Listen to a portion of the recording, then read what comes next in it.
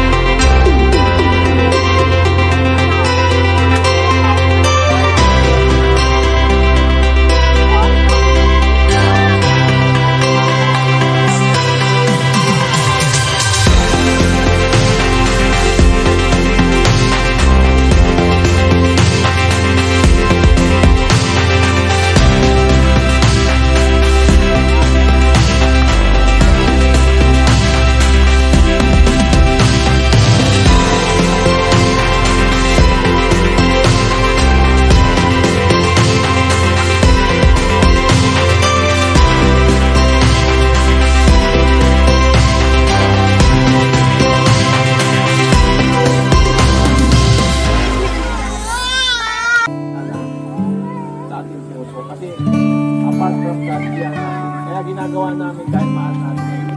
Salamat po si Jesus ay pinadala niya sa atin para maranasan natin ang buhay na walang hanggan. May salamat Lord sa pinadala mong mga tao mo dito na nagbibigay ng kagalingan, nagbibigay ng mga gamot sa amin. Marami pong salamat, pinupuri ka namin at pinapasalamatan sa oras na to. Marami pong salamat, pinupuri ka. Maraming salamat sa Diyos. Marami pa tayong mararating. Marami pa tayong maaabot. Marami pa makakakilala sa Panginoon. Basta't nagtutulungan, nagkakaisa, walang mahirap, walang imposible. Sa Diyos lamang ang papuri at pasasalamat. Na-bless ako ni Lord dahil nung naoperahan ako sa mata ko, nagkaroon ng komplikasyon. Pero syempre, alam ko na nasa Lord, si Lord nasa side ko, tinulungan niya ako, kaya nagawa naman ng paraan at naka-survive tong mata ko. Kaya eto ngayon, okay na. Kaya thank you Lord. Salamat. Yung kagalingan na binigay sa akin ng Lord na gallbladder ko natanggal at bigla nang sumakit nga natanggal. Ayun. At ngayon, bumalik na naman yung pangakatawan ko. Nakapag-duty na ako, although na-deny ng ilang beses. Pero sa tulong ni Lord at ng mga pastors natin is nakapag-duty na ako at ongoing na po yung duty ko. Wala nang deny. Ay na-promote ang husband ko sa company nila.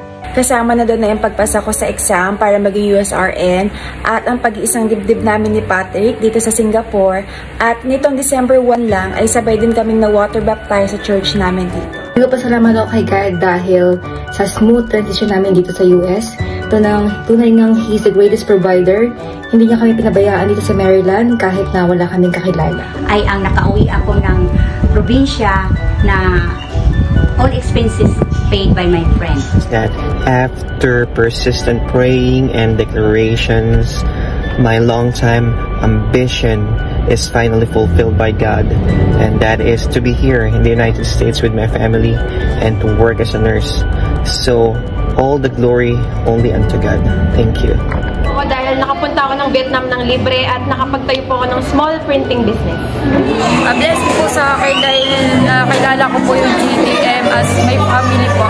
Is the complete and the miracle healing na ipinagkaloob niya sa aking asawa. Nagpapasalamat ako kay Lord sa supernatural strength at blessing na binibigay sa amin araw-araw.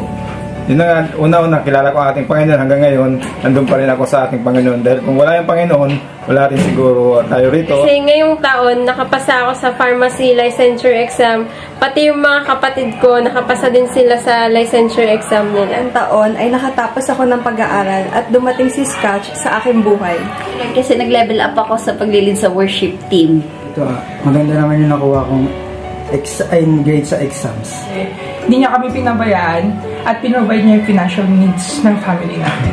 Nagkaroon ako ng trabaho na tuloy-tuloy.